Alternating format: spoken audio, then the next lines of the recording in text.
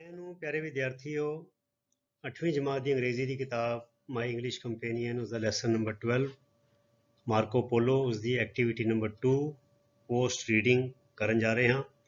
ਸੋ notebook ਅਤੇ PAN ਲੈ ਕੇ ਸਾਰੀਆਂ ਗੱਲਾਂ ਨੂੰ ਨੋਟ ਡਾਊਨ ਕਰ ਲਓ।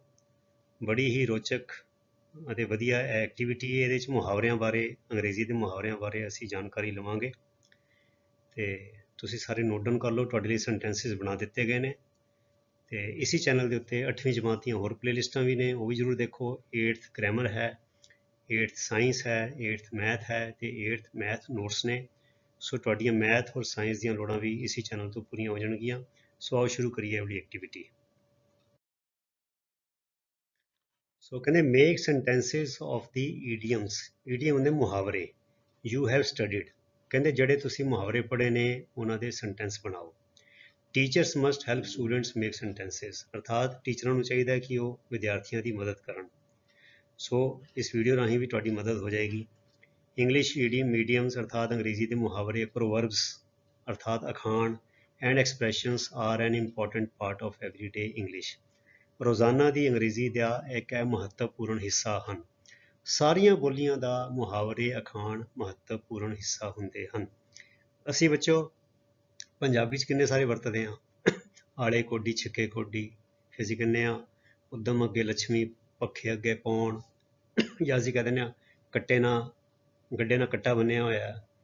ਜਾਂ ਅਸੀਂ ਕਹਿੰਦੇ ਹਾਂ ਸਰਪੰਚਾਂ ਦਾ ਕਹਿਣਾ ਸਿਰ ਮੱਥੇ ਪਰਨਾਲਾ ਉੱਥੇ ਦਾ ਉੱਥੇ। ਜਾਂ ਅਸੀਂ ਕਹਿੰਦੇ ਹਾਂ ਵਿਹੜੇ ਬੈਠੀ ਜੰਝ ਤੇ ਵਿੰਨੋ ਕੁੜੀ ਦੇ ਕੰਨ, ਹੈ ਨਾ। ਜਾਂ ਕਹਿੰਦੇ ਇੱਕ ਤੀਰ ਨਾਲ ਦੋ ਸ਼ਿਕਾਰ ਖੇਡਣੇ, ਮੁਰਦਾ ਬੋਲੂ ਕੱਫਣ ਹੀ ਪਾੜੂ। ਜਾਂ ਤੁਰਨਾ ਹੋਵੇ ਆਪ ਤੋਂ ਫਿੱਟੇ ਮੂੰਹ ਗੋਡਿਆਂ ਦਾ। ਜਾਂ ਮਨ ਹਰਾਮੀ ਹੁਜ ਤਾਂ ਢੇਰ। ਬੜੇ ਸਾਰੇ। ਜਾਂ ਨਾ ਬੱਕਰੀ ਜਾਨੋਂ ਵੀ ਗਈ, ਖਾਣ ਵਾਲੇ ਨੂੰ ਸਵਾਦ ਵੀ ਨਾ ਆਇਆ, ਹੈ ਨਾ। ਜਦੋਂ ਸ਼ਿਕਾਰ ਆਤਾ ਹੈ ਕੁੱਤੀ ਹਲਕ ਗਈ। ਬੜੇ ਹੀ ਕਮਾਲ ਦੇ, ਬੜੇ ਹੀ ਰੋਚਕ ਤੇ ਇਹਨਾਂ ਵਿੱਚ ਬਹੁਤ ਸਾਰੀ ਸਿਆਣਪ ਤੇ ਬਹੁਤ ਸਾਰਾ ਤਜਰਬਾ ਪੁਰਾਤਨ ਲੋਕਾਂ ਦਾ ਭਰਿਆ ਹੁੰਦਾ ਹੈ। ਇਹ ਮੁਹਾਵਰੇ ਸਾਨੂੰ ਜ਼ਰੂਰ ਸਿੱਖਣੇ ਚਾਹੀਦੇ ਨੇ। ਇਹਦੇ 'ਚ ਸਾਡਾ ਗਿਆਨ ਦਾ ਵਾਧਾ ਵੀ ਹੁੰਦਾ ਹੈ। ਜਿਹੜੀ ਬੋਲੀ ਬੋਲਣ ਲੱਗੇ, ਲਿਖਣ ਲੱਗੇ, ਉਹਦੇ 'ਚ ਇੱਕ ਨਿਖਾਰ ਆ ਜਾਂਦਾ ਹੈ। ਠੀਕ ਹੈ। ਸੋ ਇਹੀ ਗੱਲ ਅੰਗਰੇਜ਼ੀ 'ਚ ਵੀ ਹੈ। ਕਹਿੰਦੇ idioms are a group of words. ਇਹ ਸ਼ਬਦਾਂ ਦਾ ਸਮੂਹ ਹੁੰਦੇ ਨੇ ਐਸਟੈਬਲਿਸ਼ਡ ਬਾਈ ਯੂਸੇਜ। ਮਤਲਬ ਕੀ ਹੈ, ਪੀੜ੍ਹੀ ਦਰ ਪੀੜ੍ਹੀ, ਕਈ ਦਹਾਕੇ, ਕਈ ਸਦੀਆਂ ਵਰਤ ਕੇ ਇਹ ਬੋਲੀ ਦਾ ਹਿੱਸਾ ਬਣ ਚੁੱਕੇ ਹੁੰਦੇ ਨੇ, ਐਸਟੈਬਲਿਸ਼ ਹੋ ਗਏ ਹੁੰਦੇ ਨੇ। And have a different meaning than is apparent from the words. ਜੋ ਇਹਨਾਂ ਦੇ ਸ਼ਬਦਿਕ ਅਰਥ ਸਾਨੂੰ ਜਾਪਦੇ ਨੇ ਉਹ ਅਰਥ ਨਹੀਂ ਹੁੰਦੇ। ਇਹਨਾਂ ਦੇ ਪਿੱਛੇ ਜੋ ਇਹਨਾਂ ਦਾ ਭਾਵਾਤਮਕ ਅਰਥ ਹੁੰਦਾ ਹੈ ਵੀ ਇਹ ਕਹਿਣਾ ਕੀ ਚਾਹੁੰਦੇ ਨੇ। ਜਿੱਦਾਂ ਮੁਰਦਾ ਬੋਲੂ ਕੱਫਣ ਪਾੜੂ, ਉਹ ਮੁਰਦਾ ਨਹੀਂ ਹੁੰਦਾ ਨਾ, ਉੱਥੇ ਕੋਈ ਕੱਪੜਾ ਹੁੰਦਾ। ਜਾਂ ਸਰਪੰਚਾਂ ਦਾ ਕਹਿਣਾ ਸਿਰ ਮੱਥੇ ਪਰਨਾਲਾ ਉੱਥੇ ਦਾ ਉੱਥੇ। ਭਾਵੇਂ ਸਰਪੰਚ ਉੱਥੇ ਨਹੀਂ ਹੈਗਾ, ਨਾ ਕੋਈ ਪਰਨਾਲੇ ਦੀ ਗੱਲ ਹੋ ਰਹੀ ਹੈ, ਪਰ ਗੱਲ ਕਹਿਣ ਦਾ ਢੰਗ ਹੈ। ਆਲੇ ਕੌਡੀ ਛਿੱਕੇ ਕੌਡੀ, ਹੈ ਨਾ। ਵੀ ਬੰਦਾ ਉਹਦਾ ਟਾਈਮ ਟਪਾਈ ਜਾ ਰਿਹਾ ਤੇ ਦੇਖਣ ਨੂੰ ਲੱਗਦਾ ਬੜਾ ਕੰਮ ਕਰ ਰਿਹਾ, ਪਰ ਹੱਥ ਪੱਲੇ ਕੁਛ ਵੀ ਨਹੀਂ ਹੈਗਾ। ਸੋ ਇਸ ਤਰ੍ਹਾਂ ਇਹਨਾਂ ਦਾ ਬੜਾ ਡੂੰਘਾ ਅਰਥ ਹੁੰਦਾ ਹੈ। For example over the moon, ਬੰਦਾ ਬਹੁਤ ਪੱਬਾਂ ਭਾਰ ਹੋਵੇ ਤਾਂ ਅਸੀਂ ਅੰਗਰੇਜ਼ੀ ਕਹਿੰਦੇ over the moon. See the light, ਮਤਲਬ ਕਿ ਅੱਗੇ ਚਾਨਣਾ ਦੇਖਣਾ, ਅਰਥਾਤ ਕੋਈ ਨਵਾਂ ਰਾਹ ਲੱਭਣਾ। They come up all the time in both written and spoken English. ਅਰਥਾਤ ਦੋਨੋਂ ਲਿਖਤੀ ਅਤੇ ਬੋਲਚਾਲ ਦੀ ਅੰਗਰੇਜ਼ੀ ਵਿੱਚ ਸਾਡਾ ਇਹਨਾਂ ਦੇ ਨਾਲ ਵਾਹ ਪੈਂਦਾ ਰਹਿੰਦਾ ਹੈ। ਦੇ come up all the time, ਕਿਤੇ ਨਾ ਕਿਤੇ ਪੜ੍ਹਦੇ ਸੁਣਦੇ ਸਾਨੂੰ ਇਹਨਾਂ ਦਾ ਟਾਕਰਾ ਹੁੰਦਾ ਹੈ। Let us look at some idioms. ਆਓ ਕੁਛ ਅਸੀਂ ਮੁਹਾਵਰਿਆਂ ਵੱਲ ਨਜ਼ਰ ਮਾਰੀਏ ਐਂਡ ਦੇਅਰ ਮੀਨਿੰਗਸ, ਅਤੇ ਉਹਨਾਂ ਦੇ ਅਰਥਾਂ ਨੂੰ ਜਾਣੀਏ। ਇਹ ਕੀ ਕਹਿੰਦੇ ਨੇ, ਪਹਿਲਾ ਹੈਗਾ, ਔਰ ਬੱਚਿਓ ਇਹਨਾਂ ਨੇ ਕਿਹਾ ਕਿ ਇਹਦੇ ਬਾਰੇ ਅਸੀਂ, ਉਹਨਾਂ ਨੇ ਸੈਂਟੈਂਸ ਬਣਾਉਣੇ ਨੇ। ਉਹਨਾਂ ਨੇ ਇੱਕ ਸੈਂਟੈਂਸ ਬਣਾਉਣ ਲਈ ਕਿਹਾ ਤੇ ਮੈਂ ਦੋ ਸੈਂਟੈਂਸ ਤੁਹਾਡੇ ਲਈ ਬਣਾ ਰਿਹਾ। ਉਹਨਾਂ ਤੁਹਾਡਾ ਅਭਿਆਸ ਜ਼ਿਆਦਾ ਵਧੀਆ ਹੋ ਜਾਏਗਾ। ਹੁਣ ਬੱਚਿਓ ਹੈਗਾ ਬੀਟ ਅਰਾਊਂਡ ਦੀ ਬੁਸ਼। ਹੁਣ ਬੁਸ਼ ਹੁੰਦੀ ਝਾੜੀ, ਬੀਟ ਅਰਾਊਂਡ ਮਤਲਬ ਕਿ ਝਾੜੀ ਦੇ ਵਿੱਚ ਮੰਨ ਲਓ ਕੋਈ ਸੱਪ ਲੁਕਿਆ, ਉੱਥੇ ਬੰਦੇ ਡੰਡਾ ਨਹੀਂ ਮਾਰ ਰਿਹਾ ਤੇ ਆਲੇ ਦੁਆਲੇ ਮਾਰ ਰਿਹਾ। ਠੀਕ ਹੈ ਨਾ। ਇਹਦਾ ਮਤਲਬ ਕੀ ਹੋਇਆ ਕਿ ਜਬੜੀਆਂ ਮਾਰਨੀਆਂ, ਇੱਧਰ ਉੱਧਰ ਦੀ ਗੱਲ ਕਰਨੀ, ਪਰ ਜਿਹੜੀ ਮਤਲਬ ਦੀ ਗੱਲ ਏ ਉਹਦੇ ਤੇ ਨਾ ਆਣਾ, ਮਤਲਬ ਵਿਸ਼ਾ ਦੂਜੇ ਬੰਨੇ ਲੈ ਕੇ ਜਾਣਾ। ਇਹਨੂੰ ਕਹਿੰਦੇ ਨੇ beat around the bush. Avoiding the main topic, ਜਿਹੜਾ ਮੁੱਖ ਮੁੱਦਾ ਹੈ ਉਹ ਤੋਂ ਬਚਣਾ। Not speaking directly about the problem, ਜਾਂ ਜਿਹੜੀ ਸਮੱਸਿਆ ਹੈ ਉਹਦੇ ਬਾਰੇ ਸਿੱਧੇ ਤੌਰ ਤੇ ਗੱਲ ਨਹੀਂ ਕਰਨੀ, ਇੱਧਰ ਉੱਧਰ ਜਬੜੀਆਂ ਮਾਰਨੀਆਂ। ਸੋ ਦੋ ਸੈਂਟੈਂਸ ਬਣਾਏ ਨੇ। Instead of addressing the issue, address the issue ਹੁੰਦਾ ਹੈ ਮੁੱਦੇ ਨੂੰ ਨਜਿੱਠਣਾ। ਮੁੱਦੇ ਨੂੰ ਨਜਿੱਠਣ ਦੀ ਬਜਾਏ ਦੀ ਮਿਨਿਸਟਰ, ਜਿਹੜਾ ਮੰਤਰੀ ਸੀਗਾ, kept beating around the Bush, ਇੱਧਰ ਉੱਧਰ ਦੀਆਂ ਜਬੜੀਆਂ ਮਾਰਦਾ ਰਿਹਾ पर जिहड़ी काम की गल सी उन्हें मंत्री ने नहीं की। ठीक है। फिर दूजा सेंटेंस है do not beat around the bush, अर्थात जबड़ियां ना मार, इधर उधर दी ना मार, come straight to the point. Come straight to the point मतलब सीधी काम की गल कर, जिहड़ी असली गल है मुद्दे दे उत्ते आ, इधर उधर दी गल्लां ना कर। अगे चलिए। दूजा आ गया every cloud has a silver lining. हुण बच्चों क्लाउड जिहड़ा है बद्दल है वो काले रंग का हुंदा ज़्यादातर, ते ਉਹਦੇ ਸਿਰਿਆਂ ਤੇ ਦੇਖੋ ਕਿ ਜਿਹੜਾ ਸਿਰਾ ਹੁੰਦਾ ਉਹ ਤੇ ਚਮਕਦਾ ਹੁੰਦਾ ਹੈ, ਮਤਲਬ ਸੂਰਜ ਦੀ ਕਿਰਨਾਂ ਕਰਕੇ ਉਹ ਚਮਕਦਾ ਚਾਂਦੀ ਵਾਂਗੂ ਲੱਗਦਾ ਹੈ। ਸੋ ਜਿਹੜਾ ਕਾਲਾ ਕਲਾਊਡ ਹੈ ਉਹ ਕਿਹਦਾ ਪ੍ਰਤੀਕ ਹੈ? ਮੁਸੀਬਤ ਦਾ, ਔਖੇ ਸਮੇਂ ਦਾ, ਨਿਰਾਸ਼ਾ ਦਾ, ਕੋਈ ਨੁਕਸਾਨ ਦਾ। ਤੇ ਜਿਹੜੀ ਉਹ ਚਮਕ ਹੈ ਉਹਦੇ ਸਿਰੇ ਤੇ ਉਹ ਕਿਹਦਾ ਪ੍ਰਤੀਕ ਹੈ? ਆਸ ਦਾ, ਸਮਾਂ ਬਦਲਣ ਦਾ, ਵੀ ਚੰਗੀ ਇੱਕ ਉਸਾਰੂ ਗੱਲ ਦਾ ਪ੍ਰਤੀਕ ਹੈ। ਸੋ ਕਹਿੰਦੇ every cloud has a silver lining, ਅਰਥਾਤ ਹਰ ਕਲਾਊਡ ਦੀ ਜਿਹੜੀ ਕਿਨਾਰਾ ਹੈ ਉੱਤੇ ਚਮਕ ਹੁੰਦੀ ਹੈ। ਇਹਦਾ ਮਤਲਬ ਕਿ ਬੀ ਪੋਜ਼ਿਟਿਵ, ਵੀ ਚੜ੍ਹਦੀ ਕਲਾ 'ਚ ਰਹੋ। Even difficult times will lead to better days, ਜਿਹੜੇ ਔਖੇ ਵੇਲੇ ਨੇ ਉਹ ਵੀ ਅੱਗੇ ਜਾ ਕੇ ਚੰਗੇ ਦਿਨਾਂ ਵਿੱਚ ਬਦਲ ਜਾਂਦੇ ਨੇ। ਸੋ ਇਹਦੇ ਸੈਂਟੈਂਸ ਬਣਾਇਆ do not feel so sad about your failure, ਅਰਥਾਤ ਆਪਣੇ ਫੇਲੀਅਰ ਬਾਰੇ, ਆਪਣੀ ਨਾਕਾਮਯਾਬੀ ਬਾਰੇ ਇੰਨਾ ਉਦਾਸ ਨਾ ਹੋ। ਟਰਾਈ ਅਗੇਨ, ਮੁੜ ਕੇ ਫਿਰ ਯਤਨ ਕਰ। Every cloud has a silver lining, ਹਰ ਇੱਕ ਮਤਲਬ ਆਸ ਦੀ ਕਿਰਨ ਹਰ ਬੱਦਲ ਵਿੱਚ ਹੁੰਦੀ ਹੈ। ਅਸੀਂ ਇਹਨੂੰ ਇੱਦਾਂ ਕਹਿ ਸਕਦੇ ਹਾਂ ਪੰਜਾਬੀ 'ਚ ਕਹਿਣਾ ਹੋਵੇ ਵੀ ਆਸ ਦੀ ਕਿਰਨ, ਵੀ ਹਾਲੇ ਤੇਰਾ ਵੀ ਦੁਨੀਆ ਦਾ ਅੰਤ ਨਹੀਂ ਹੋਇਆ। ਆਮ ਤੌਰ 'ਤੇ ਅਸੀਂ ਐਵੇਂ ਕਹਿੰਦੇ ਨੇ ਵੀ ਦੁਨੀਆ ਮੁੱਕ ਨਹੀਂ ਗਈ ਕਿਤੇ, ਵੀ ਸਾਰਾ ਕੁਝ ਮੁੱਕ ਨਹੀਂ ਗਿਆ। Every cloud has a silver lining.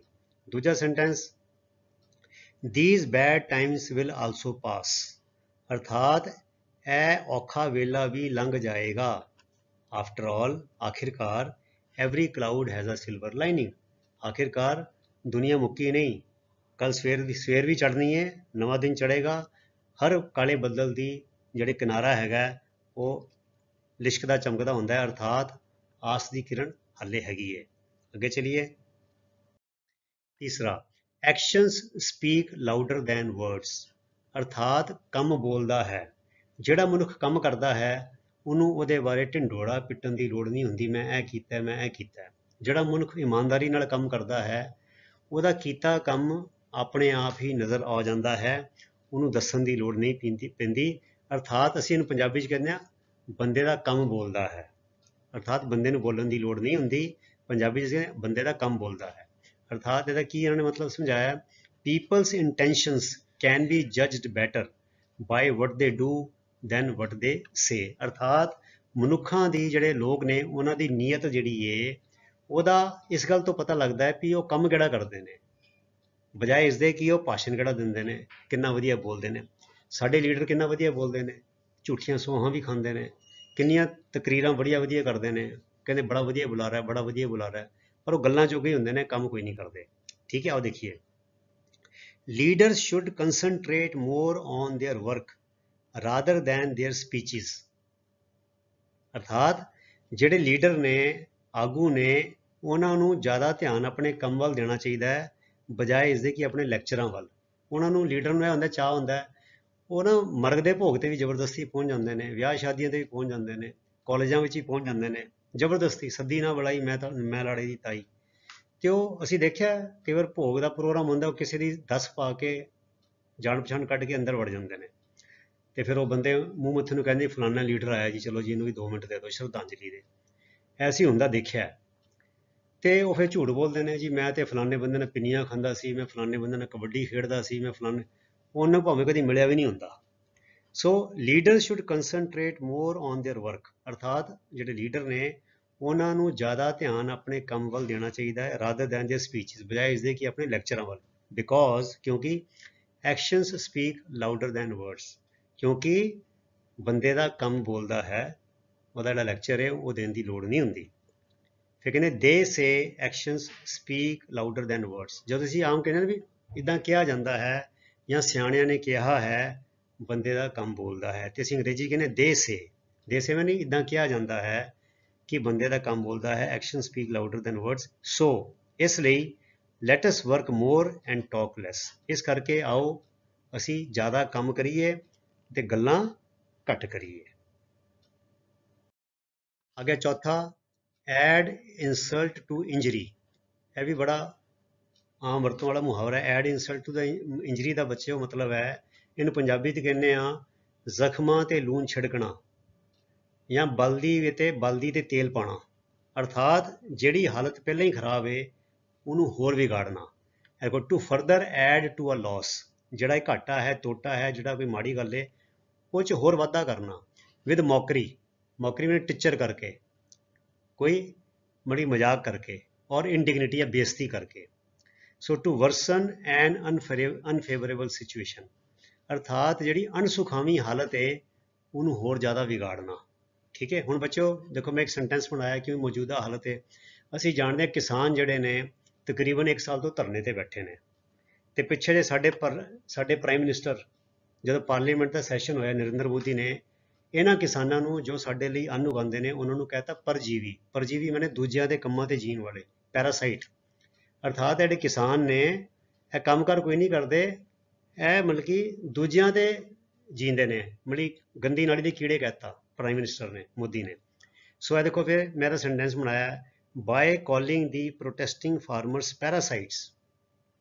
ਅਰਥਾਤ ਸੰਘਰਸ਼ ਕਰਦੇ ਕਿਸਾਨਾਂ ਨੂੰ ਪਰਜੀਵੀ ਕਹਿ ਕੇ ਇਨ ਦੀ ਪਾਰਲੀਮੈਂਟ ਵਿੱਚ the prime minister added insult to injury. Prime minister ਨੇ, ਪ੍ਰਧਾਨ ਮੰਤਰੀ ਨੇ ਜ਼ਖਮਾਂ ਤੇ ਜਿਵੇਂ ਲੂਣ ਛਿੜਕ ਦਿੱਤਾ। ਉਹ ਤੇ ਵਿਚਾਰੇ ਪਹਿਲੇ ਉੱਥੇ ਠੰਡ ਵਿੱਚ, ਗਰਮੀ ਵਿੱਚ, ਮੀਂਹ ਵਿੱਚ, ਅਣਸੁਖਾਵੇਂ ਹਾਲਾਤਾਂ ਵਿੱਚ ਉੱਥੇ ਬੈਠੇ ਨੇ ਧਰਨੇ ਤੇ। ਕਿੰਨੇ ਕਿਸਾਨ ਮਰ ਵੀ ਚੁੱਕੇ ਨੇ, ਤੇ ਉਹਨਾਂ ਦੇ ਬਾਰੇ ਕੋਈ ਅਫਸੋਸ ਦਾ ਸ਼ਬਦ ਤੇ ਕੀ ਬੋਲਣਾ ਸੀਗਾ, ਪ੍ਰਾਈਮ ਮਿਨਿਸਟਰ ਨੇ ਉਹਨਾਂ ਨੂੰ ਪਰਜੀਵੀ ਕਹਿ ਦਿੱਤਾ ਪਾਰਲੀਮੈਂਟ ਵਿੱਚ। ਠੀਕ ਹੈ। ਫਿਰ ਅਗਲਾ ਇੱਕ ਸੈਂਟੈਂਸ ਹੋਰ ਹੈ, the police added insult to injury by helping the minister's criminal son escape. ਅਰਥਾਤ ਪੁਲਿਸ ਨੇ ਮਿਨਿਸਟਰ, ਜਿਹੜਾ ਮੰਤਰੀ ਦਾ ਜਿਹੜਾ ਅਪਰਾਧੀ ਵਿਰਤੀ ਵਾਲਾ ਪੁੱਤਰ ਸੀ, ਉਹਨੂੰ ਭੱਜਣ ਵਿੱਚ ਉਹਦੀ ਮਦਦ ਕਰਕੇ ਕੀ ਕੀਤਾ, ਜ਼ਖਮਾਂ ਤੇ ਲੂਣ ਛਿੜਕ ਦਿੱਤਾ। ਕਿਹਦੇ ਜ਼ਖਮਾਂ ਤੇ? ਜਿਹੜਾ ਬੰਦਾ ਵਿਕਟਿਮ ਸੀਗਾ, ਜਿਹਦੇ ਤੇ ਉਹ ਮੰਤਰੀ ਦੇ ਪੁੱਤਰ ਨੇ ਜ਼ੁਲਮ ਕੀਤਾ ਸੀਗਾ, ਬਜਾਏ ਉਹ ਫੜਨ ਦੇ ਮੰਤਰੀ ਦੇ ਪੁੱਤਰ ਨੂੰ ਕੀ ਕੀਤਾ ਪੁਲਿਸ ਨੇ? ਕਿਉਂਕਿ ਸਾਡੀ ਜਿਹੜੀ ਪੁਲਿਸ ਹੈਗੀ ਹੈ ਮੰਤਰੀ ਦੀ ਚਮਚਾਗਿਰੀ ਬੜੀ ਕਰਦੀ ਹੈਗੀ ਹੈ, ਕਿਉਂਕਿ ਉਹਨਾਂ ਨੂੰ ਲੱਗਦਾ ਕਿ ਇਹ ਜਿਹੜਾ ਮੰਤਰੀ ਹੈ ਇਹ ਸਾਡੀ ਪ੍ਰਮੋਸ਼ਨ ਇਹਦੇ ਹੱਥ ਵਿੱਚ ਹੈਗੀ ਹੈ, ਸਾਡੀ ਟਰਾਂਸਫਰ ਇਹਦੇ ਹੱਥ ਵਿੱਚ ਹੈਗੀ ਹੈ, ਜਾਂ ਇਹ ਮੰਤਰੀ ਰਾਹੀਂ ਅਸੀਂ ਆਪਣਾ ਨਿੱਜੀ ਕੰਮ ਕਢਾ ਲਵਾਂਗੇ। ਸੋ ਪੁਲਿਸ ਸਾਡੇ ਦੇਸ਼ ਵਿੱਚ ਇੰਡੀਪੈਂਡੈਂਟ ਤੌਰ ਤੇ ਕੰਮ ਕਰਦੀ ਨਹੀਂ ਹੈਗੀ। ਸੋ ਇਸ ਤਰ੍ਹਾਂ ਦੇ ਅਸੀਂ ਸੈਂਟੈਂਸ ਬੜੇ ਆਰਾਮ ਨਾਲ ਪ੍ਰੈਕਟੀਕਲ ਜਿਹੜੇ ਸਾਡੇ ਸਮਾਜ ਵਿੱਚ ਹੁੰਦਾ ਹੈ ਇਹ ਬਣਾ ਸਕਦੇ ਹਾਂ, ਤੇ ਨਾਲੇ ਇਹਨਾਂ ਮੁਹਾਵਰਿਆਂ ਦੇ ਅਰਥਾਂ ਨੂੰ ਸਮਝ ਵੀ ਸਕਦੇ ਹਾਂ। ਆਓ ਅੱਗੇ ਚੱਲੀਏ। ਸੋ ਪੰਜਵਾਂ ਹੈ, the ball is in your court. Ball in your court ਮਤਲਬ ਹੈ ਵੀ ਹੁਣ ਫੈਸਲਾ ਤੇਰੇ ਹੱਥ ਹੈ, ਜਾਂ ਅਗਲਾ ਕਦਮ ਤੂੰ ਚੁੱਕਣਾ ਹੈ, ਵੀ ਜਿਸਨੇ ਜੋ ਕਰਨਾ ਸੀ ਕਰ ਲਿਆ, ਹੁਣ ਆਖਰੀ ਫੈਸਲਾ ਤੇਰੇ ਹੱਥ ਹੈ। ਇਹਦਾ ਮਤਲਬ it is up to you to take the next decision or step.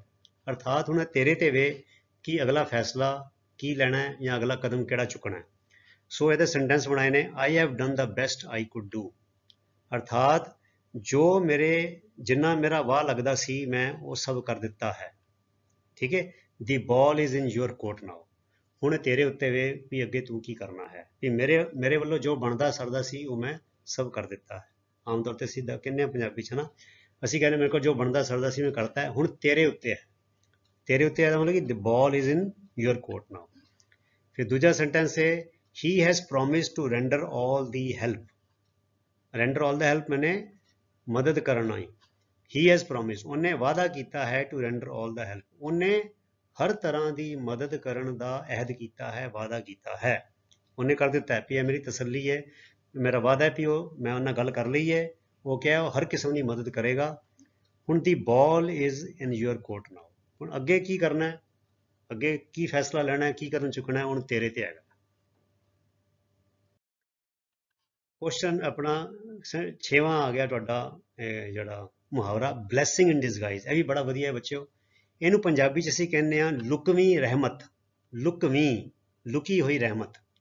ਲੁਕਵੀਂ ਰਹਿਮਤ ਦਾ ਮਤਲਬ ਕੀ ਹੁੰਦਾ ਬੱਚਿਓ? ਬਲੈਸਿੰਗ ਇਨ ਡਿਸਗਾਈਜ਼ ਦਾ ਮਤਲਬ ਹੈ, ਡਿਸਗਾਈਜ਼ ਹੁੰਦਾ ਭੇਸ, ਤੇ ਬਲੈਸਿੰਗ ਮਾਨੇ ਨਿਆਮਤ, ਤੇ ਉਹ ਜਿਹੜੀ ਭੇਸ ਵਿੱਚ ਆਈ ਹੈ, ਲੁਕੀ ਹੋਈ ਆਈ ਹੈ, ਪ੍ਰਤੱਖ ਤੌਰ ਤੇ ਜ਼ਾਹਰ ਨਹੀਂ ਹੁੰਦੀ। ਅਰਥਾਤ something good that isn't recognised at first. ਅਰਥਾਤ ਜਿਹੜੀ ਜ਼ਾਹਰ ਤੌਰ ਤੇ, ਪ੍ਰਤੱਖ ਤੌਰ ਤੇ ਲੱਗੇ ਕਿ ਇਹ ਕੰਮ ਮਾੜਾ ਹੋਇਆ, ਪਰ ਥੋੜੀ ਦੇਰ ਬਾਅਦ, ਘੰਟਿਆਂ ਬਾਅਦ, ਦਿਨਾਂ ਬਾਅਦ, ਹਫ਼ਤੇ ਬਾਅਦ ਲੱਗੇ ਉਹ ਇਹ ਤਾਂ ਚੰਗਾ ਹੋਇਆ ਯਾਰ, चंगा होया बच गए। ठीक है, भी ये तो बहुत वधिया होया, सानू पता नहीं लगा। और ये दो सेंटेंस बनाए ने बच्चों, ਇਹ ਜਿਹੜਾ ਪਹਿਲਾ ਸੈਂਟੈਂਸ ਬਣਾਇਆ ਬੱਚਿਓ, ਇਹ ਸਾਡੀ ਜਾਣਕਾਰੀ 'ਚ ਇੱਕ ਬੰਦੇ ਨਾਲ ਇਦਾਂ ਹੋਇਆ ਅਸਲ ਵਿੱਚ, ਤੇ ਮੈਂ ਉਹਨੂੰ ਲੈ ਕੇ ਬਣਾਇਆ sentence. The 3-week hospitalization proved to be a blessing in disguise for Popat Lal। ਅਰਥਾਤ 3 ਹਫ਼ਤੇ ਹਸਪਤਾਲ ਵਿੱਚ ਰਹਿਣਾ ਪੋਪਟ ਲਾਲ ਲਈ ਲੁਕਵੀਂ ਰਹਿਮਤ ਸਾਬਤ ਹੋਇਆ। ਹੁਣ ਬੰਦੇ ਹਸਪਤਾਲ ਜਾ ਕੇ ਕੌਣ ਖੁਸ਼ ਹੁੰਦਾ ਹੈ, ਇਹ ਤੇ ਮਾੜੀ ਖਬਰ ਹੈ। ਪਰ ਕਹਿੰਦੇ ਪੋਪਟ ਲਾਲ ਵਾਸਤੇ 3 ਹਫ਼ਤੇ ਲਈ ਹਸਪਤਾਲ ਜਾਣਾ ਕੀ ਹੋਇਆ, ਬਲੈਸਿੰਗ ਇਨ ਡਿਸਗਾਈਜ਼, ਬੜਾ ਚੰਗਾ ਸਾਬਤ ਹੋਇਆ, ਲੁਕਵੀਂ ਰਹਿਮਤ ਸਾਬਤ ਹੋਈ। ਕਿਉਂ? ਹੀ ਲੋਸਟ 20 kg, ਕਿਉਂਕਿ ਇਹ ਬੰਦਾ ਜਿਹੜਾ ਮੈਂ ਜਿਹਦੀ ਗੱਲ ਦੱਸ ਰਿਹਾ, ਇਹ ਸੱਚੀ ਘਟਨਾ, ਬੜਾ ਮੋਟਾ ਸੀ, ਕਰੀਬ 95 ਕਿਲੋ ਦਾ ਭਾਰ ਸੀ। ਤੇ ਕਹਿੰਦੇ ਹੀ ਲੋਸਟ 20 kg, ਉਹਦਾ 20 ਕਿਲੋ ਭਾਰ ਘਟ ਗਿਆ। ਹਿਸ ਬਲੱਡ ਪ੍ਰੈਸ਼ਰ ਗੋਟ ਨਾਰਮਲ, ਉਹਦਾ ਬਲੱਡ ਪ੍ਰੈਸ਼ਰ ਨਾਰਮਲ ਹੋ ਗਿਆ। ਪਹਿਲਾਂ ਬਲੱਡ ਪ੍ਰੈਸ਼ਰ ਦੀ ਦਵਾਈ ਖਾਂਦਾ ਸੀਗਾ। 3 ਹਫ਼ਤੇ ਦੇ ਹਸਪਤਾਲ ਵਿੱਚ ਰਹਿਣ ਕਰਕੇ ਜਿਹੜੇ ਉਹਨੂੰ ਟਿਊਬ ਲੱਗੀ, ਬੇਹੋਸ਼ ਰਿਹਾ, ਉਹਦਾ ਭਾਰ ਆਪੇ ਘਟ ਗਿਆ। ਹਸਪਤਾਲ ਦਾ ਖਾਣਾ ਸੂਪ ਵਾਲਾ ਮਿਲਿਆ ਜਦ। ਐਂਡ ਦੀ ਨੀ ਪੇਨ, ਨੀ ਮੈਨੇ ਗੋਡਾ, ਉਹਦੇ ਗੋਡੇ ਵੀ ਦਰਦ ਕਰਦੇ ਸੀਗੇ, ਆਲਸੋ ਡਿਸਅਪੀਅਰਡ। ਇਹ ਬੱਚਿਓ ਸਾਡੇ ਨਾਲ ਹੋਇਆ ਹੈ। ਸਾਡੀ ਜਾਣਕਾਰੀ 'ਚ ਇੱਕ ਬੰਦਾ ਸੀਗਾ, ਬੜਾ ਮੋਟਾ ਸੀਗਾ, 3 ਹਫ਼ਤੇ ਹਸਪਤਾਲ ਰਿਹਾ, 20 ਕਿਲੋ ਭਾਰ ਘਟ ਗਿਆ, ਤੇ ਉਹਦਾ ਬਲੱਡ ਪ੍ਰੈਸ਼ਰ ਵੀ ਠੀਕ ਹੋ ਗਿਆ, ਤੇ ਜਿਹੜਾ ਉਹਦਾ ਗੋਡਿਆਂ ਦੇ ਜੋੜਾਂ ਦਾ ਦਰਦ ਸੀ ਉਹ ਵੀ ਠੀਕ ਹੋ ਗਿਆ, ਕਿਉਂਕਿ ਭਾਰ ਘਟ ਗਿਆ ਤੇ ਗੋਡਿਆਂ ਦੇ ਭਾਰ ਆਉਣਾ ਬੰਦ ਹੋ ਗਿਆ। ਸੋ ਉਹਦੀ ਬੀਪੀ ਦੀ ਦਵਾਈ ਵੀ ਬੰਦ ਹੋ ਗਈ, ਤੇ ਗੋਡਿਆਂ ਦਾ ਭਾਰ ਵੀ ਠੀਕ, ਗੋਡਿਆਂ ਦਾ ਦਰਦ ਵੀ ਠੀਕ ਹੋ ਗਿਆ।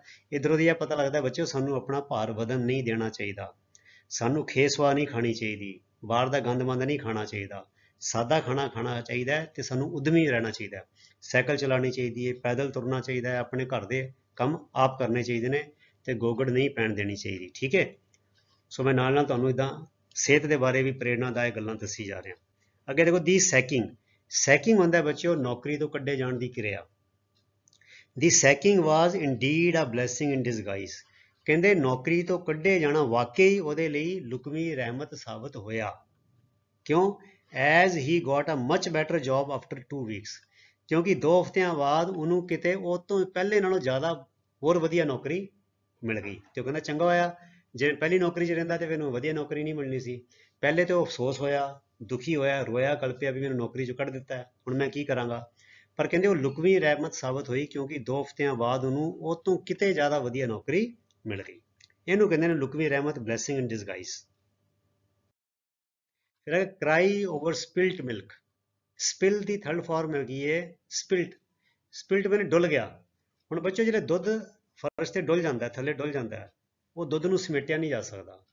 ਆਮ ਤੌਰ ਤੇ ਅਸੀਂ ਪੰਜਾਬੀ 'ਚ ਮੁਹਾਵਰਾ ਵਰਤਦੇ ਹਾਂ, ਡੁੱਲੇ ਬੇਰਾਂ ਦਾ ਕੁਝ ਨਹੀਂ ਵਿਗੜਿਆ, ਕਿਉਂਕਿ ਬੇਰ ਤੇ ਇਕੱਠੇ ਕੀਤੇ ਜਾ ਸਕਦੇ ਨੇ, ਡੁੱਲ ਗਏ, ਡਿੱਗ ਗਏ, ਕੋਈ ਗੱਲ ਨਹੀਂ, ਇਕੱਠੇ ਕੀਤੇ, ਪਰ ਦੁੱਧ ਨੂੰ ਇਕੱਠਾ ਨਹੀਂ ਕੀਤਾ ਜਾ ਸਕਦਾ। ਦੁੱਧ ਇੱਕ ਵਾਰ ਡੁੱਲ ਗਿਆ, ਉਹ ਰੱਦੀ ਹੋ ਗਿਆ, ਉਹ ਪੈਸੇ ਵੇਸਟ ਗਏ। ਅਰਥਾਤ ਕਹਿੰਦੇ ਜੋ ਹੋ ਗਿਆ ਸੋ ਹੋ ਗਿਆ। ਹੁਣ ਜਿਹੜਾ ਦੁੱਧ ਡੁੱਲ ਗਿਆ ਉਹਦੇ ਉੱਤੇ ਰੋਣ ਦਾ ਕੋਈ ਲਾਭ ਨਹੀਂ, ਝੂਰਨ ਦਾ ਕੋਈ ਲਾਭ ਨਹੀਂ। ਅਗਲਾ ਕਦਮ ਚੁੱਕੋ, ਉਦਮ ਕਰੋ, ਤਿਆਰੀ ਕਰੋ, ਪਲਾਨਿੰਗ ਕਰੋ, ਜੋ ਹੋ ਗਿਆ ਸੋ ਹੋ ਗਿਆ। ਜਦੋਂ ਇਦਾਂ ਕਹਿਣਾ ਹੋਵੇ ਫਿਰ ਅਸੀਂ ਕਹਿੰਦੇ ਕਰਾਈ ਓਵਰ ਸਪਿਲਟ ਮਿਲਕ। ਕਰਾਈ ਮੈਨੇ ਰੋਣਾ, ਅਰਥਾਤ ਜਿਹੜਾ ਦੁੱਧ ਡੁੱਲ ਗਿਆ ਉਹਦੇ ਉੱਤੇ ਰੋਣਾ, ਅਰਥਾਤ ਉਹਦਾ ਕੋਈ ਫਾਇਦਾ ਨਹੀਂ ਹੁੰਦਾ। When you complain about a loss from the past, ਵੀ ਜਿਹੜਾ ਪਾਸਟ ਬੀਤ ਗਿਆ ਉਹਦੇ ਜੋ ਘਾਟਾ ਹੋਇਆ ਉਹਨੂੰ ਲੈ ਕੇ ਬੰਦਾ ਝੂਰੀ ਜਾਵੇ ਤੇ ਫਿਰ ਬੰਦਾ ਕਹਿੰਦਾ ਡੂ ਨਾਟ ਕਰਾਈ ਓਵਰ ਸਪਿਲਟ ਮਿਲਕ। ਠੀਕ ਹੈ, ਸੋ ਇਦਾਂ ਦੇਖੋ ਬਣਾਇਆ ਸੈਂਟੈਂਸ, ਕਹਿੰਦੇ ਨਾਓ ਵਰਕ ਹਾਰਡ, ਭਾਈ ਹੁਣ ਮਿਹਨਤ ਕਰ, and study regularly to pass, ਅਤੇ ਨੇਮ ਦੇ ਨਾਲ ਪੜ੍ਹਾਈ ਕਰ ਪਾਸ ਹੋਣ ਲਈ। It is no use crying over spilt milk, ਵੀ ਹੁਣ ਤੂੰ ਫੇਲ ਹੋ ਗਿਆ, ਉਹ ਜਿਹੜਾ ਹੋਣਾ ਸੀ ਫੇਲ ਹੋ ਗਿਆ, ਹੁਣ ਰੋਣ ਦਾ ਕੋਈ ਫਾਇਦਾ ਨਹੀਂ, ਡੁੱਲੇ ਦੁੱਧ ਦੇ ਉੱਤੇ ਰੋਣ ਦਾ ਕੋਈ ਫਾਇਦਾ ਨਹੀਂ, ਜੋ ਹੋ ਗਿਆ ਸੋ ਹੋ ਗਿਆ। ਨਾਓ ਵਰਕ ਹਾਰਡ, ਹੁਣ ਤੂੰ ਡਟ ਕੇ ਮਿਹਨਤ ਕਰ, ਸਟੱਡੀ ਰੈਗੂਲਰਲੀ, ਨੇਮ ਦੇ ਨਾਲ ਪੜ੍ਹਾਈ ਕਰ, ਕਾਹਦੇ ਲਈ? ਟੂ ਪਾਸ, ਪਾਸ ਹੋਣ ਲਈ, ਤੇ ਜਿਹੜਾ ਹੁਣ ਸਾਰਾ ਸਾਲ ਗਵਾਉਣਾ ਸੀ ਉਹ ਤੇ ਹੁਣ ਤੇਰਾ ਗਵਾ ਹੋ ਗਿਆ। ਠੀਕ ਹੈ, ਅੱਗੇ instead of ਕਰਾਈਂਗ over spilt milk, ਅਰਥਾਤ ਬੀਤੇ ਤੇ ਰੋਣ ਦੀ ਬਜਾਏ, ਜਿਹੜਾ ਦੁੱਧ ਡੁੱਲ ਗਿਆ, ਜੋ ਹੋਣਾ ਸੀ ਹੋ ਗਿਆ, ਉਹਦੇ ਤੇ ਰੋਣ ਦੀ ਬਜਾਏ ਗੈਟ ਗੋਇੰਗ। ਗੈਟ ਗੋਇੰਗ ਦਾ ਮਤਲਬ ਹੁੰਦਾ ਵੀ ਪਿੱਛੇ ਇੱਕ ਫਰੇਜ਼ ਹੈਗਾ, ਗੈਟ ਗੋਇੰਗ ਮਨੇ ਉੱਠ, ਉਦਮੀ ਬਣ, ਹਿੰਮਤ ਕਰ, ਕੁਛ ਦੌੜ ਭੱਜ ਕਰ, ਗੈਟ ਗੋਇੰਗ, ਐਵੇਂ ਬੈਠ ਕੇ ਝੂਰੀ ਨਾ ਜਾ, get going and plan something concrete, ਤੇ ਕੋਈ ਠੋਸ ਵਿਉਂਤਬੰਦੀ ਕਰ, ਕਾਹਦੇ ਲਈ? ਫॉर योर ਫਿਊਚਰ, ਆਪਣੇ ਭਵਿੱਖ ਲਈ ਕੋਈ ਠੋਸ ਪਲੈਨਿੰਗ ਕਰ, ਕੋਈ ਖਾਸ ਵਿਉਂਤਬੰਦੀ ਕਰ, ਐਵੇਂ ਬੈਠ ਕੇ ਝੂਰਨ ਦਾ ਕੋਈ ਫਾਇਦਾ ਨਹੀਂ। देखो बच्चे 8वां आ गया, kill two birds with one stone, अर्थात एक तीर नाल दो शिकार खेडने, मतलब कि अपना समा ते उद्यम एक काम ਲਈ ਲਾਣਾ ਜਾਂ ਇੱਕ ਫੈਸਲਾ ਕਰਨਾ ਤੇ ਲਾਭ ਲੈ ਲੈਣੇ, ਦੋ ਲਾਭ ਲੈ ਲੈਣੇ, ਉਹਨੂੰ ਕਿਹਾ ਜਾਂਦਾ ਹੈ ਇੱਕ ਤੀਰ ਨਾਲ ਦੋ ਸ਼ਿਕਾਰ ਖੇਡਣੇ। ਠੀਕ ਹੈ, to achieve two things with one action, ਇੱਕ ਐਕਸ਼ਨ ਦੇ ਨਾਲ ਦੋ ਕੰਮ ਕਰ ਲੈਣੇ। ਸੋ ਇਹ ਪਹਿਲਾ ਕਹਿੰਦੇ he says he kills two birds with one stone by walking to the market, ਕਹਿੰਦੇ ਉਹ ਕਹਿੰਦਾ ਹੈ walking to the market instead of driving the car, ਕਹਿੰਦੇ ਉਹ ਕਹਿੰਦਾ ਹੈ ਕਿ ਬਾਜ਼ਾਰ ਵਿੱਚ ਪੈਦਲ ਜਾ ਕੇ ਬਜਾਏ ਇਸਦੇ ਕਿ ਕਾਰ ਲੈ ਕੇ ਜਾਵੇ, ਕਾਰ ਲੈ ਜਾਣ ਦੀ ਥਾਂ ਪੈਦਲ ਜਾ ਕੇ ਮਾਰਕੀਟ ਵਿੱਚ ਉਹ ਤੇ ਕਹਿੰਦਾ ਮੈਂ ਤੇ ਇੱਕ ਤੀਰ ਨਾਲ ਦੋ ਸ਼ਿਕਾਰ ਖੇਡਦਾ। ਕਿੱਦਾਂ? ਹੀ ਸੇਵਸ ਔਨ ਪੈਟਰੋਲ, ਕਹਿੰਦਾ ਇੱਕ ਤੇ ਮੇਰੇ ਪੈਟਰੋਲ ਦੇ ਪੈਸੇ ਬਚ ਜਾਂਦੇ ਨੇ, and gives exercise to his body, ਤੇ ਨਾਲ ਮੇਰੇ ਸਰੀਰ ਦੀ ਵਰਜਿਸ਼ ਹੋ ਜਾਂਦੀ, ਸੈਰ ਵੀ ਹੋ ਜਾਂਦੀ ਹੈ। ਤੇ ਕਹਿੰਦਾ ਭਾਈ ਮੈਂ ਤੇ ਬਾਜ਼ਾਰ ਪੈਦਲ ਜਾਂਦਾ, ਕਾਰ ਲੈ ਕੇ ਨਹੀਂ ਜਾਂਦਾ, ਮੈਂ ਟੌਰ ਦੇ ਚੱਕਰ ਵਿੱਚ ਨਹੀਂ ਪੈਂਦਾ, ਸੋ ਮੇਰੇ ਪੈਟਰੋਲ ਦੇ ਪੈਸੇ ਵੀ ਬਚ ਜਾਂਦੇ ਨੇ ਤੇ ਮੇਰੇ ਸਰੀਰ ਦੀ ਵਰਜਿਸ਼ ਵੀ ਹੋ ਜਾਂਦੀ ਹੈ। ਸੋ ਕਹਿੰਦੇ I am killing two birds with one stone. ਠੀਕ ਹੈ, ਫਿਰ ਦੂਜਾ ਸੈਂਟੈਂਸ ਹੈ by giving up drinking, drinking ਹੁੰਦਾ ਸ਼ਰਾਬ ਪੀਣੀ, ਗਿਵ ਅਪ ਹੁੰਦਾ ਛੱਡ ਦੇਣੀ, ਕਹਿੰਦੇ ਸ਼ਰਾਬ ਪੀਣੀ ਛੱਡ ਕੇ, ਬਾਈ ਗਿਵਿੰਗ ਅਪ ਡਰਿੰਕਿੰਗ, ਸ਼ਰਾਬ ਪੀਣੀ ਛੱਡ ਕੇ, he has killed two birds with one stone, ਉਹਨੇ ਪੀਣੀ ਤੇ ਛੱਡੀ ਸ਼ਰਾਬ, ਪਰ ਉਹਨੇ ਮੰਨ ਲਓ ਇੱਕ ਤੀਰ ਨਾਲ ਦੋ ਸ਼ਿਕਾਰ ਖੇਡ ਲਏ ਨੇ। ਕਿੱਦਾਂ? ਹੀ ਹੈਜ਼ ਸਟਾਰਟਿਡ ਸੇਵਿੰਗ ਮਨੀ, ਇੱਕ ਤੇ ਉਹਨੇ ਪੈਸੇ ਬਚਾਉਣੇ ਸ਼ੁਰੂ ਕਰ ਦਿੱਤੇ, ਜਿਹੜੇ ਪੈਸੇ ਉਹਦੇ ਰੁੜਦੇ ਜਾ ਰਹੇ ਸੀ ਸ਼ਰਾਬ ਦੇ ਵਿੱਚ, ਉਹਨੇ ਬਚਾਉਣੇ ਸ਼ੁਰੂ ਕਰ ਦਿੱਤੇ। And he has seen a marked improvement in his health, ਤੇ ਦੂਜੀ ਗੱਲ ਹੈ ਉਹਦੀ ਸਿਹਤ ਵਿੱਚ ਜ਼ਿਕਰਯੋਗ ਸੁਧਾਰ ਆਇਆ ਹੈ, ਉਹਦੀ ਸਿਹਤ ਪਹਿਲੇ ਨਾਲੋਂ ਬਹੁਤ ਵਧੀਆ ਹੋ ਗਈ ਹੈ। ਵੀ ਇੱਕ ਸ਼ਰਾਬ ਪੀਣੀ ਛੱਡਣ ਦਾ ਫੈਸਲਾ ਕਰਕੇ ਉਹਨੇ ਬਹੁਤ ਸਾਰੇ ਪੈਸੇ ਵੀ ਬਚਾਉਣੇ ਸ਼ੁਰੂ ਕਰਤੇ ਤੇ ਉਹਦੀ ਸਿਹਤ ਵੀ ਬਹੁਤ ਵਧੀਆ ਹੋ ਗਈ ਹੈ। So he has killed two birds with one stone.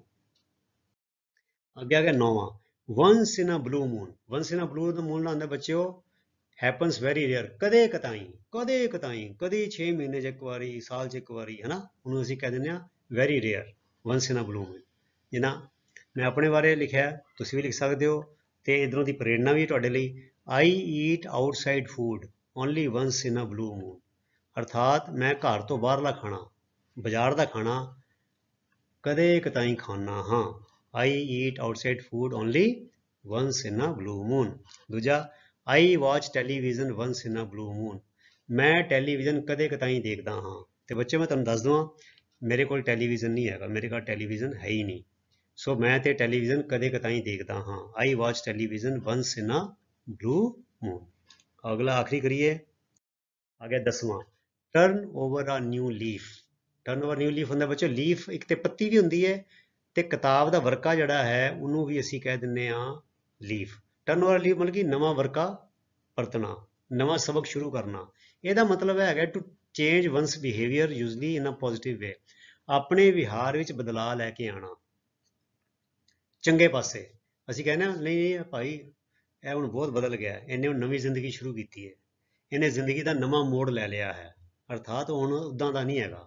ਸੋ ਆਓ ਦੇਖੀਏ ਇਹ ਦੋ sentence, he has given up drinking, ਉਹਨੇ ਸ਼ਰਾਬ ਪੀਣੀ ਛੱਡ ਦਿੱਤੀ ਹੈ, and turned over a new leaf, ਅਤੇ ਉਹਨੇ ਜ਼ਿੰਦਗੀ ਦਾ ਇੱਕ ਨਵਾਂ ਮੋੜ, ਨਵਾਂ ਦੌਰ ਸ਼ੁਰੂ ਕਰ ਦਿੱਤਾ ਹੈ, ਉਹਨੇ ਆਪਣਾ ਵਿਹਾਰ ਬਦਲ ਲਿਆ, ਉਹਨੇ ਨਵੀਂ ਜ਼ਿੰਦਗੀ ਸ਼ੁਰੂ ਕਰ ਲਈ ਹੈ। He has given up drinking. ਠੀਕ ਹੈ, ਤੇ ਦੂਜਾ he has turned over a new leaf, ਭਾਈ ਉਹਨੇ ਤੇ ਨਵੀਂ ਜ਼ਿੰਦਗੀ ਸ਼ੁਰੂ ਕਰ ਲਈ, ਉਹਨੇ ਇੱਕ ਨਵਾਂ ਮੋੜ ਲੈ ਲਿਆ ਹੈ, ਉਹਨੇ ਆਪਣੇ ਵਿਹਾਰ 'ਚ ਬਦਲਾਅ ਲੈ ਆਂਦਾ ਹੈ। ਕਿੱਦਾਂ? ਹੀ ਡਜ਼ ਨਾਟ ਗੈਂਬਲ, ਗੈਂਬਲ ਹੁੰਦਾ ਵੀ ਜੂਆ ਖੇਡਣਾ, ਐਨੀ ਮੋਰ, ਹੁਣ ਨਹੀਂ ਖੇਡਦਾ। ਹੀ ਡਜ਼ ਨਾਟ ਗੈਂਬਲ ਐਨੀ ਮੋਰ, ਉਹ ਹੁਣ ਜੂਆ ਨਹੀਂ ਖੇਡਦਾ, ਉਹਨੇ ਜੂਆ ਖੇਡਣਾ ਛੱਡ ਦਿੱਤਾ ਹੈ, ਅਰਥਾਤ he has turned over a new leaf, ਉਹਨੇ ਜ਼ਿੰਦਗੀ ਦਾ ਨਵਾਂ ਪੜਾਅ ਸ਼ੁਰੂ ਕਰ ਦਿੱਤਾ ਹੈ, ਜ਼ਿੰਦਗੀ ਦਾ ਨਵਾਂ ਮੋੜ ਲੈ ਲਿਆ ਹੈ, ਆਪਣੀ ਜ਼ਿੰਦਗੀ ਵਿੱਚ ਐਵਲੀ ਤਬਦੀਲੀ ਲੈ ਆਉਂਦੀ ਹੈ। ਸੋ ਬੱਚਿਓ ਇਹ ਮੁਹਾਵਰਿਆਂ ਰਾਹੀਂ ਦੇਖੋ ਸਾਨੂੰ ਕੋਈ ਚੰਗੀਆਂ ਸਿੱਖਿਆਦਾਇਕ ਗੱਲਾਂ ਵੀ ਮਿਲੀਆਂ ਨੇ।